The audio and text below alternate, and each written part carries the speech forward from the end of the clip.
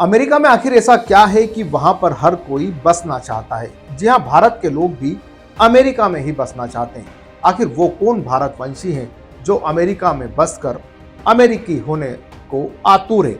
इस साल 97,000 मतलब 97,000 से ज्यादा भारतीय अमेरिका में अवैध रूप से प्रवेश करते हुए पकड़े गए हैं। मैं हूं आपके साथ समीर खान और आप देख रहे हैं आजाद बोल। हम आपको इस वीडियो में बताएंगे कि किस तरह से अमेरिका में अवैध रूप से प्रवेश करते हुए भारतीय पकड़े जाते हैं, या हम ये कहें कि विश्व के अलग अलग देशों के जो नागरिक हैं वो पकड़े जाते हैं, और हर नागरिक क्यों अमेरिका और फ्रांस या हम ये कहें कि विकसित देशों में बसना चाहते हैं। इस वीडियो में हम आपको पूरी जानकारी देंगे, आप इस वीडियो को आखिर तक देखिए। फ्रांसीसी पुलिस ने मानव तस्करी के शक में 300 से अधिक भारतीय यात्रियों को लेकर निकरागुआ जाने वाले विमान को रोके जाने के एक दिन बाद 2 लोगों को हिरासत में ले लिया है।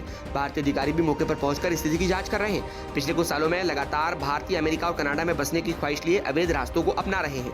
ऐसे में कुछ को इन कोशिशों में कामयाबी मिलती है तो वहीं कई भारतीयों को पकड़ लिया जाता है। अमेरिका और मेक्सिको में अवैध रूप से घुसने वाले भारतीयों की संख्या में पिछले कुछ सालों में अपेक्षा 2022-23 में खासी बढ़ोतरी देखी गई। US custom and border protection के तहत ताज़ा आंकड़ों के मुताबिक अक्टूबर 2022 से सितंबर 2023 के बीच अवैध रूप से अमेरिका में प्रवेश करते समय रिकॉर्ड 96,917 भारतीयों को पकड़ा गया है। रिपोर्ट के अनुसार इनमें से 30,010 भारतीयों को कनाडा और 4,770 भारतीयों को मैक्सिको की सीमा पर पकड़ा गया। वहीं बाकियों को दूसरी जगहों से पकड़ा गया है।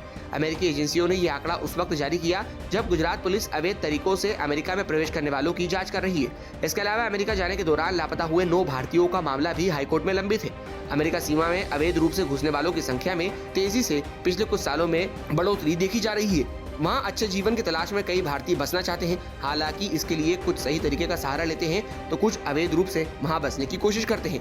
टाइम्स ऑफ इंडिया की रिपोर्ट के मुताबिक 2019-20 में अवैध रूप से अमेरिका सीमा में प्रवेश करने वाले भारतीयों की संख्या 19,843 थी, जो कि 2021 में 30,662, 22 में 96,917 हो गई और अब 2023 में 5 गुना बढ़कर 96,917 हो गई है।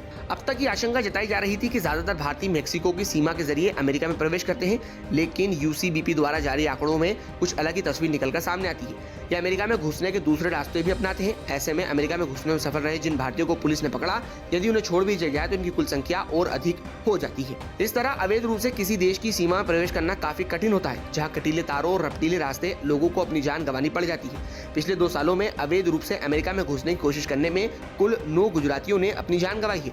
सबसे गंभीर मामलों में से एक गुजरात के गांधीनगर के निवासी बृजकुमार यादव का था, जो सितंबर 2022 में ट्रंप की दीवार को पार कर अमेरिका में घुसने की कोशिश कर रहे थे, लेकिन इस दौरान वो अपने बच्चे को गोद में लिए हुए तिजुआना के मेक्सिको हिस्से में गिर गए और उनकी जान चली गई। वहीं उनकी पत्नी पूजा सेन डियागो में अमेरिकी सीमा पर 30 फीट नीचे गिर गई। परिणाम स्वरूप उनके 3 वर्षीय बच्चे को आप्रवासन और सीमा शुल्क प्रशासन की हिरासत में रखा गया। गुजरात पुलिस और केंद्रीय एजेंसियों के सूत्रों के अनुसार अमेरिका की सीमा पर पकड़े गए भारतीयों को आंकड़े हजारों में हो सकते हैं, लेकिन निर्वासित यानी देश से निकाले गए लोगों की संख्या अपेक्षाकृत सीमित होती है। इसकी वजह यह भी है कि सीमा पर पकड़े गए लोग अक्सर आत्मसमर्पण की अपील करते हैं और वहां अस्थायी रूप से रहने की व्यवस्था करते हैं।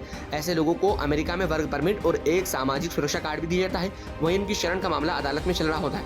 ऐसे में उन लोगों को कानूनी रूप से अमेरिका में काम करने की परमिशन मिल जाती है। इसके अलावा अमेरिका आप्रवासन अदालतों के शरण मामलों के भारी बैकलॉग के कारण एजेंट लोगों ने ये कहकर भी बरगलाते हैं कि शरण मामले का फैसला होने तक कम से कम 5 साल का समय लग जाएगा। ऐसे में एक अवैध आप्रवासी तब तक वहां रह सकता है और काम कर सकता है।